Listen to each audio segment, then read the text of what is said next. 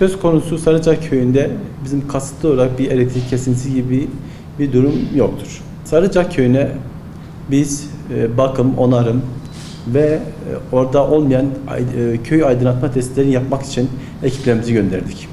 Bunun yanında bunları yapmışken okuma firması sayaçları okumaya çalışırken içeride olan sayaçları da dışarıya alma yönünde çalışmalarımız da var. Maalesef bu yaptığımız hizmette bahsedildiği gibi hiçbir şekilde bir ücret talebimiz yoktur.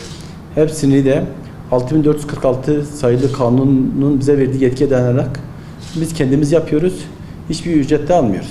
Bunu farklı yönde etkilemeye çalışan bazı köylüler orada çalışmak isteyen personellerimize karşı hiç güzel olmayan görüntüler sergilemiştir.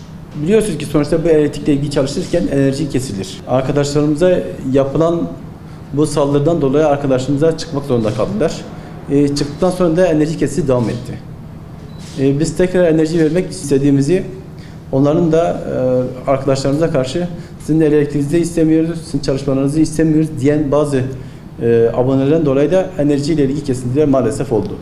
Yapılan çalışmalara karşı olan yetkilerimiz, müşterilerimiz enerjinizi de istemiyoruz, diğerini de istemiyoruz, aydınlatmanızı da istemiyoruz, sayacınızı da istemiyoruz şeklinde personellerimizi tartaklamaya kalkıştılar. Arkadaşların elinde bununla ilgili görüntüler de var maalesef. Ancak biz çıktıktan sonra tabii çalışma esasında enerji kesintisi vardı.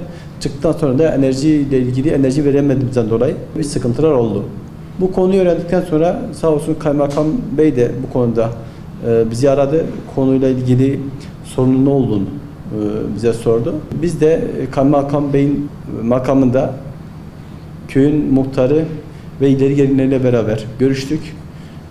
O arkadaşların köyümüze gelebileceklerini, biz kesinlikle onlara karşı bir saldırgan bir tavır olmayacaklarını sözünü verdikten sonra biz onlara enerjiyi tekrar geri verdik.